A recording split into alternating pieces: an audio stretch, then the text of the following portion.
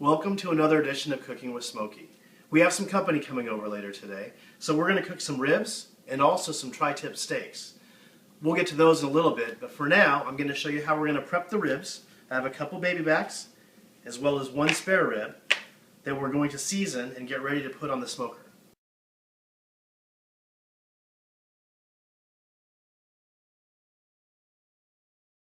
Alright, so to prepare these, I've already removed the silver skin off of the backs. Some people like to keep the silver skin on. I take it off because I believe that it gets a little bit more smoke and flavor into the meat itself.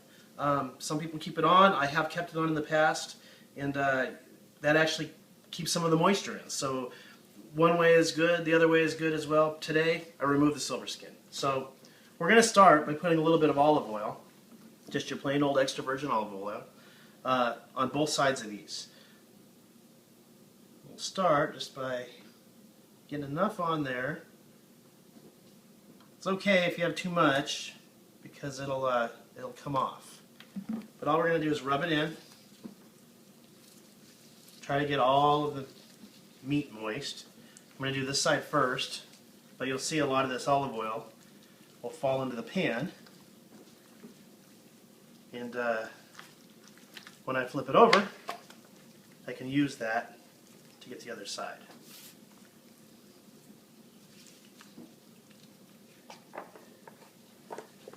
Just like that. There's no magic to it. It's just getting enough on there to sort of hold the flavors on and give the spice and the smoke something to stick to.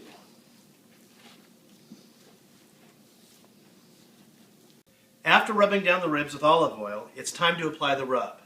Now the rub is a crucial part of how you flavor your ribs. Today I'm going to actually use some commercial brands. This is Penzeys Spices. I've heard tons of great things about them. This was a gift. We're going to do one of the racks with that. The second is just a Costco rib rub that they put together. Now I put a little extra in there because I like to have more garlic. I like to have a little bit more onion. So I've added some seasonings to this. I just use theirs as a base. But you can do whatever you want. Play with it and add the spices that you prefer. So what we're going to do is we're actually going to put a good coating of this on. Now it is possible to have too much rub on there. A lot of people just will put a ton of rub on and then they'll go ahead and smoke it. The problem is you can't really taste the meat if there's too much rub. So I do like to use a lot of rub, but I'm kind of cautious as to not overpower the rib and the smoke with the rub. So once you have some rub on there, you're just going to kind of rub it in. That's why it's called rub. And get that into the meat. And I'll do the other side in a second. Alright, this is the rack that we're going to put the Penzeys Spices on. And I'm going to do the same thing. I'm going to try to get a nice layer. Still want to see the meat a little bit through there. And then we're going to pause for a second and rub it in. Push that into the meat. That's all you got to do. Just like that.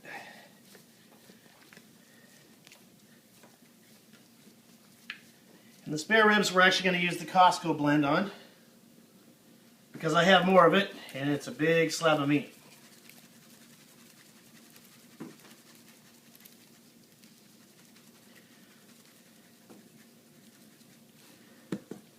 Same thing, we're just going to push that in.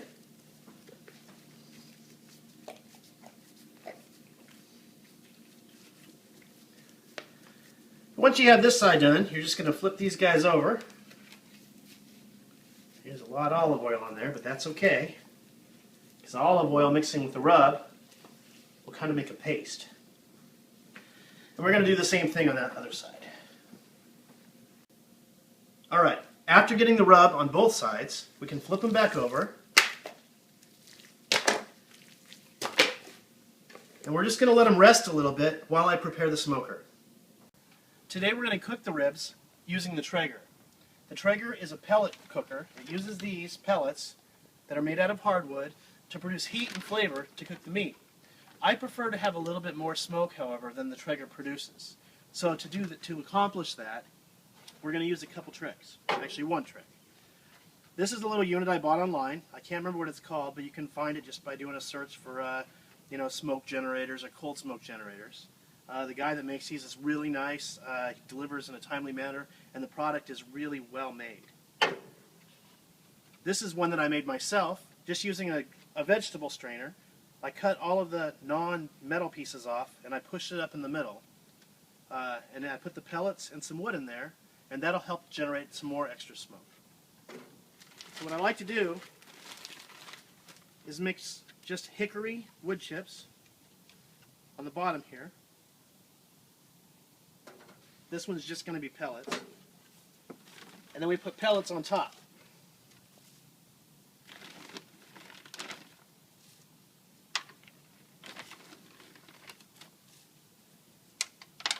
About like so.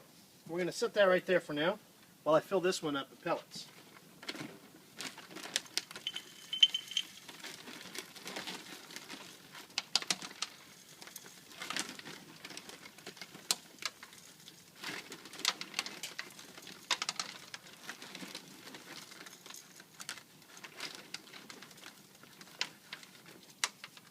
Alright, once these are both full, I have to grab my propane torch. Alright, so what we're going to do now is a little propane. We're going to start this on fire right on the edge here. We don't want to be shy, we want to make sure it's really going well. Otherwise it won't produce the kind of smoke that we're looking for.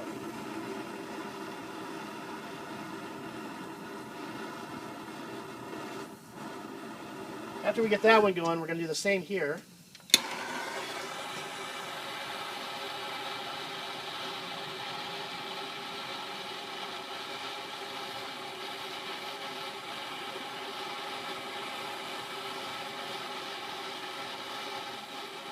We're going to do this for about 4 minutes, going back between the two to make sure the flame is good.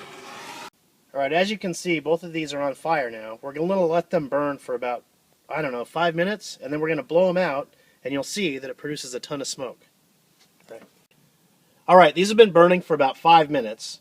I'm about ready to blow them out, and you'll see the smoke that they produce.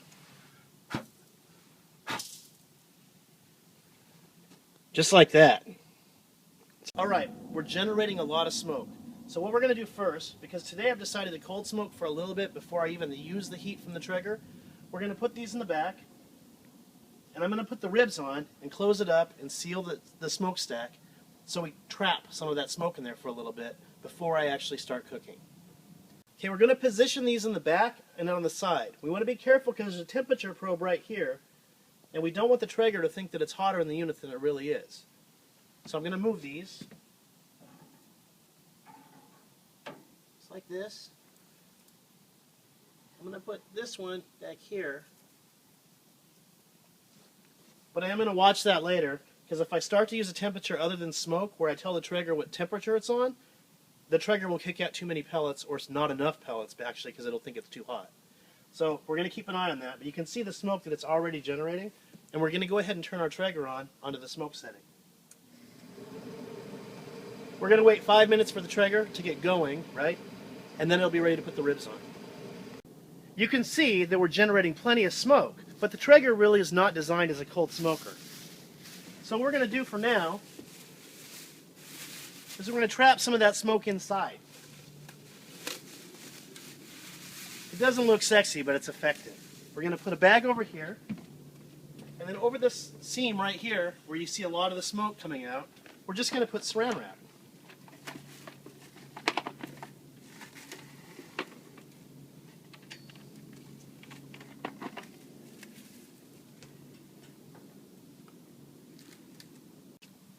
The way you can tell you're trapping enough smoke in there is just to simply look down at the grease trap.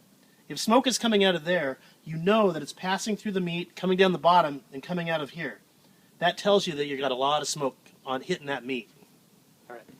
Alright, our ribs have been in the smoker for about an hour with the cold smoke, so now we're going to go ahead and turn the Traeger on.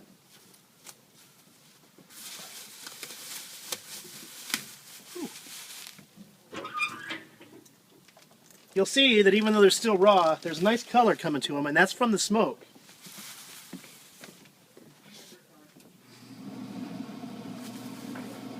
It'll take about 5 minutes for the Traeger to get going, and then I'll close the lid. Alright, the ribs have been cooking at about 210 degrees for 2 hours. This is what they look like.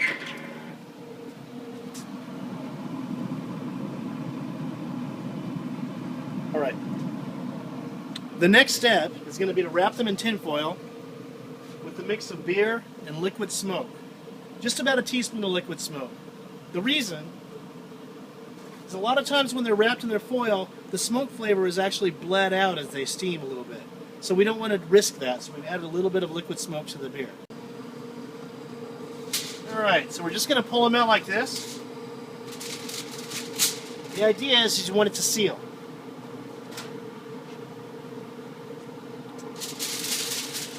So we're going to make a pouch.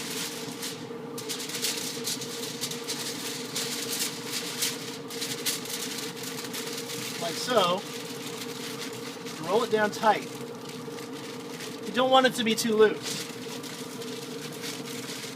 And on the end here, we're going to roll this up. We're going to leave this open so we can put in our beer and liquid smoke. Now you don't need a whole bunch of this, just enough to keep moisture in the packet.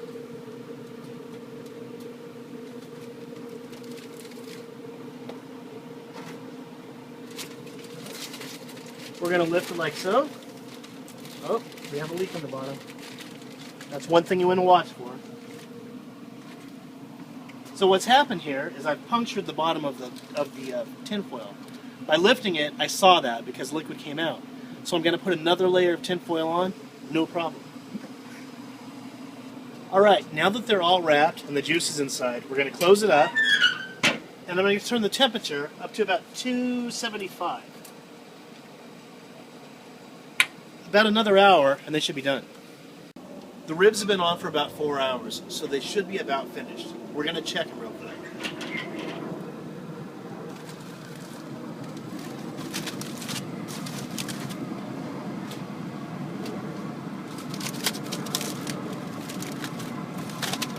So what we're looking for is if they pulled away from the bone. You can see right here that the meat has pulled back, which should mean these are pretty tender ribs and about ready to be taken out of the tin foil. Alright, we've removed them from the foil. We put them back on the Traeger. The temperature is about 275. We're going to let them dry out for just about 5 minutes, but that's about it, and they'll be ready to eat. Alright, it's been 5 minutes. The ribs should have firmed up a tiny bit, enough to bring them inside. Beautiful. So all we're going to do